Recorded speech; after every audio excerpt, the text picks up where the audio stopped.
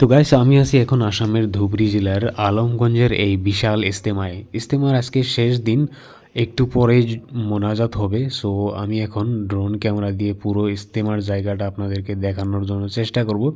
Video ভালো লাগলে like করতে ভুলবেন না।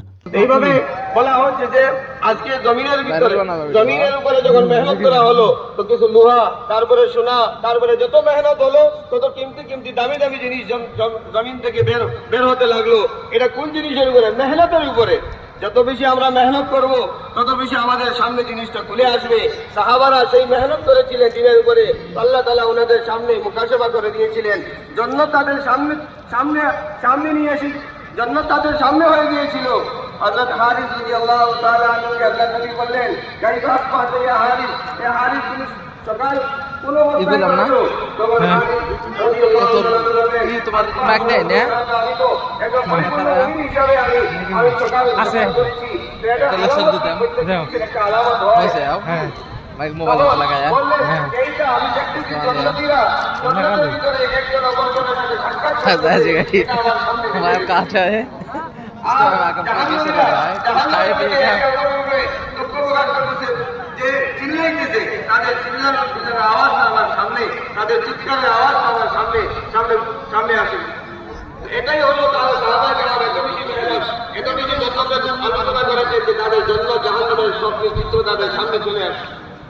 এটাই বলা হচ্ছে যে আজকে ওই জন্য সবাই হয়ে গেছে দিনের উপরে মেহনত করে, ছোট ছোট জিনিসের প্রতি আমরা মেহনত করে আমরা উন্নতির দিকে যাচ্ছি। উন্নতি নয়, আসল হলো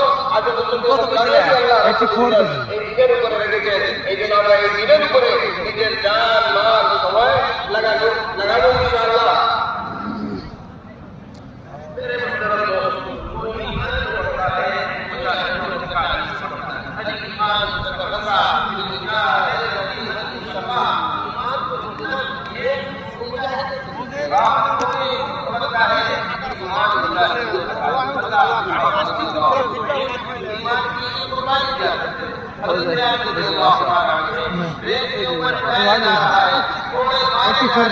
इतफार की तरह है इस तरह होगा।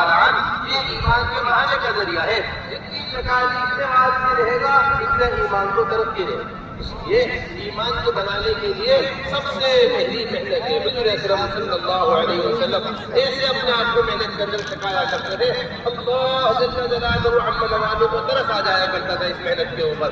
अल्लाह जल्ल जलालुहु अम्मा नवालुहु को तरस आ जाया करता था। ऐसा हुजूर अकरम सल्लल्लाहु अलैहि वसल्लम मेहनत से अपने आप को थकाया करते थे, साथ रहने वाले सहाबा को तरस आ जाया करता था। ऐसा हुजूर अकरम सल्लल्लाहु अलैहि वसल्लम मेहनत में अपने आप को थकाया करते थे। একজন বেন্টুর পর আছে এগুলো গুলো যায় রাস্তা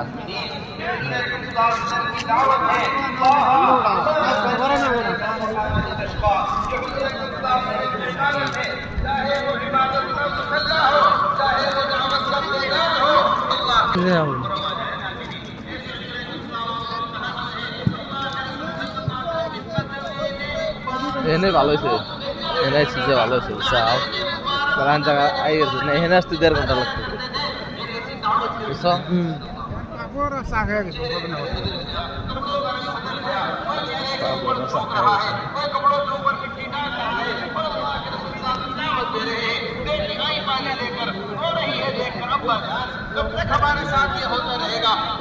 রাতে কোন দিকে ড্রোন উড়াইছিল বসে कोई कच्चा पक्का घर ऐसा बाकी नहीं रहेगा जहाँ तेरे बाप का दीन दाखिल न हो। इज्जत वाले इज्जत के साथ कबूल करेंगे।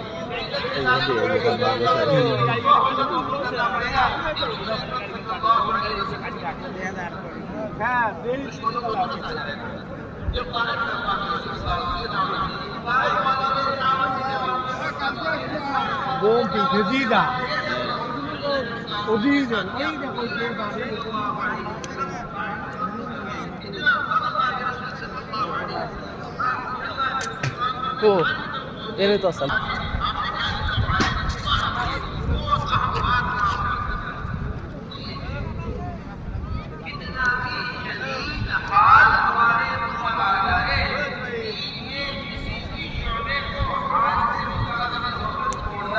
কত লম্বা করো হ্যাঁ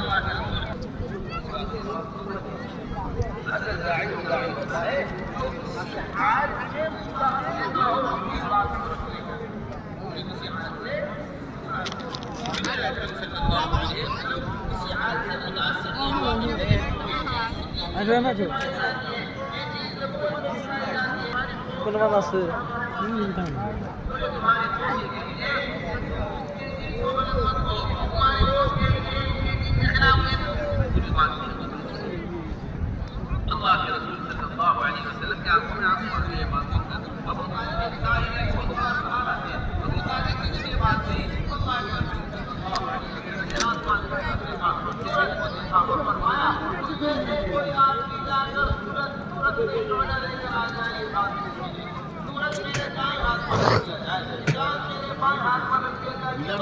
সারা রাতে মানুষ করলাম না আজ